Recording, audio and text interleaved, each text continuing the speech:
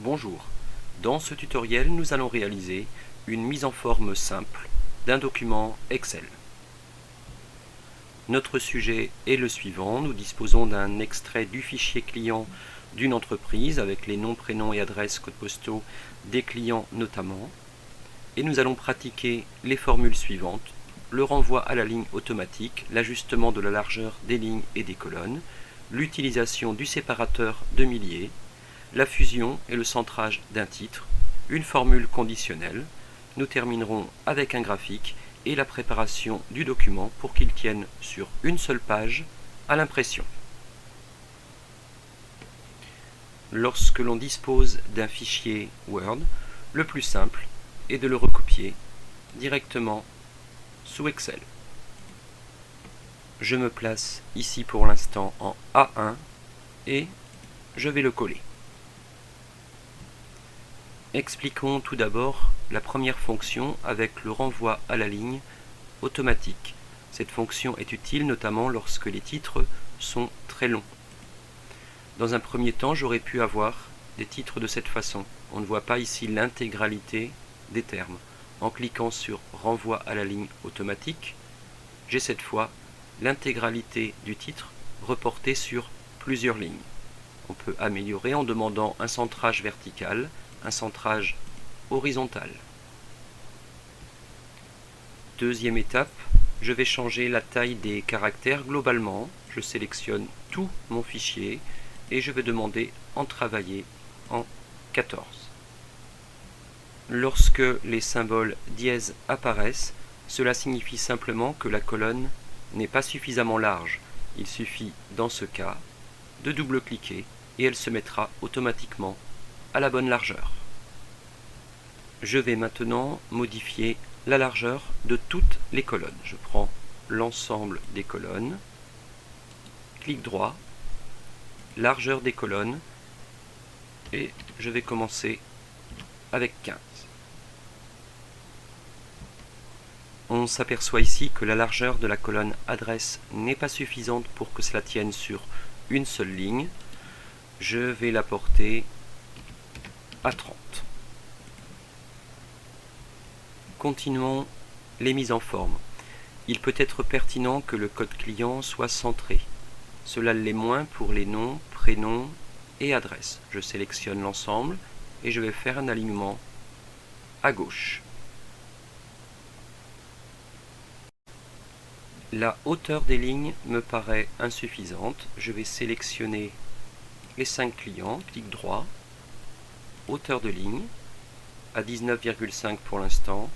Je vais la passer à 40. Je vais maintenant mettre en forme la colonne du chiffre d'affaires. Il est plus pertinent que les nombres soient toujours alignés à droite. Je vais positionner le séparateur de milliers. Pour cela, il faut aller dans Format de cellule, Nombre, laisser pourquoi pas 2 décimales et demander le séparateur de milliers. La date de naissance peut prendre un autre format. Clic droit, format de cellule. Je cherche ici date et j'ai plusieurs options avec le mois en lettres, avec le mois en lettres et l'année, avec le mois en chiffres. Je vais le changer par exemple. Voilà ce qu'on obtient. Il faut maintenant insérer un titre à mon tableau. Je vais me positionner en ligne 1, clic droit, insérer, et en utilisant la fonction F4, je peux recopier cette manipulation pour insérer un peu plus de lignes. Je vais sélectionner l'ensemble des colonnes jusqu'à la colonne I et demander à ce qu'elle soit fusionnée et centrée pour placer mon titre. Je vais appeler le tableau extrait du fichier client. Bien sûr, la taille du titre doit être améliorée. de deux façons. Je peux changer ici la taille ou l'augmenter ici. Je vais la porter à 28, mettre en gras et lui mettre une couleur de fond par exemple. Je vais également supprimer le quadrillage du fond de la page Excel en passant par affichage et je vais décocher ici quadrillage.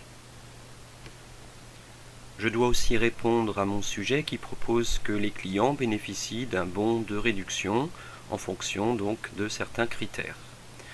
Je vais donc ajouter une colonne supplémentaire que je vais appeler bon de réduction. Je vais élargir un peu la colonne et insérer un quadrillage. Il faut maintenant implanter la formule pour la rendre bien visible. Je vais mettre une taille 28 que je corrigerai par la suite. Je vais maintenant implanter la formule. Le texte nous dit que les clients qui sont venus plus de 20 fois dans l'année bénéficient d'un bon de réduction de 12 €. Toute formule conditionnelle commence par égal si, parenthèse gauche, pour nous, si la cellule G6 est supérieure à 20 fois, alors, c'est le signe point virgule qui est utilisé, le client a le droit à 12 €. Sinon, j'utilise à nouveau le signe point virgule. Si la même cellule, G6, est cette fois inférieure ou égale à 10 fois dans l'année, alors, c'est à nouveau le signe point virgule, le client n'a le droit qu'à 5 €. Et sinon, dans tous les autres cas, il a le droit à 8 €. J'ai ouvert deux parenthèses gauche, je dois donc fermer à nouveau deux parenthèses, la verte, la noire, et je vais recopier. Je vais à nouveau modifier le format de cellule afin cette fois d'avoir un format monétaire avec des euros. J'ai sélectionné, clic droit, format de cellule, format monétaire, je peux laisser pourquoi pas 2 décimales, j'ai bien les euros, ok. Bien sûr la taille est trop importante, je vais la ramener comme le reste de mon document à 14 et refaire globalement la sélection du quadrillage. On s'aperçoit que le titre n'est plus centré sur l'ensemble du tableau, je vais donc le resélectionner, étendre d'une colonne et refaire la manipulation, fusionner et centrer. Je peux maintenant chercher à connaître le chiffre d'affaires total qui a été réalisé par ces 5 clients en utilisant tout bêtement la fonction somme. On s'aperçoit que l'ensemble des valeurs ont été sélectionnées. Il suffit d'appuyer sur Entrée et de mettre à une bonne dimension la réponse trouvée, en gras, encadré par exemple. À partir de ce tableau, nous pourrions faire un graphique de répartition du chiffre d'affaires entre les 5 clients. Je vais donc sélectionner mes 5 clients, je maintiens CTRL et j'appuie sur les 5 chiffres d'affaires. Insérer le type de graphique secteur, je vais prendre celui-là et je vais un petit peu améliorer mon graphique en demandant par exemple les pourcentages. Cela me paraît de taille trop faible, je vais donc augmenter progressivement la taille, les mettre pourquoi pas en gras et changer le titre de mon graphique. Je vais juste noter pour l'instant répartition des clients. La dernière étape consiste à préparer le document correctement pour pouvoir être imprimé. En effet, si je regarde à l'aperçu ce que cela peut donner,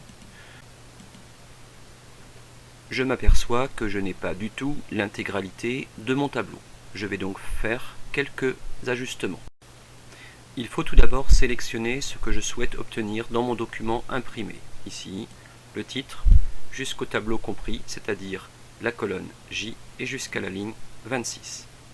Je vais passer ensuite par mise en page et utiliser cette fonction pour faire ma mise en page. Mon document semble être davantage horizontal que vertical. Je vais donc sélectionner l'orientation paysage. Concernant l'échelle, je veux que l'intégralité tienne sur une seule page. Il faut donc passer par Ajuster sur une seule page dans la largeur et également une seule page dans la hauteur. Les marges. Je peux diminuer un peu les marges haut, bas, gauche et droite pour libérer plus de place pour mon document. Je peux également modifier l'entête et le pied de page. Si je souhaite que mon document soit centré dans le sens horizontal et dans le sens vertical, je dois lui communiquer à cet endroit. Il me reste une dernière étape. Je dois préciser que la zone d'impression est celle que j'ai préalablement définie. Observons à nouveau le résultat par l'aperçu. Cette fois, j'ai le tableau dans l'intégralité tel qu'il pourrait être imprimé et sur une seule page. Voilà, l'exercice est terminé. Je vous souhaite de pouvoir tous le réaliser. En gros, c'est ce qu'on attend de vous maintenant dans nos séances. Bon courage!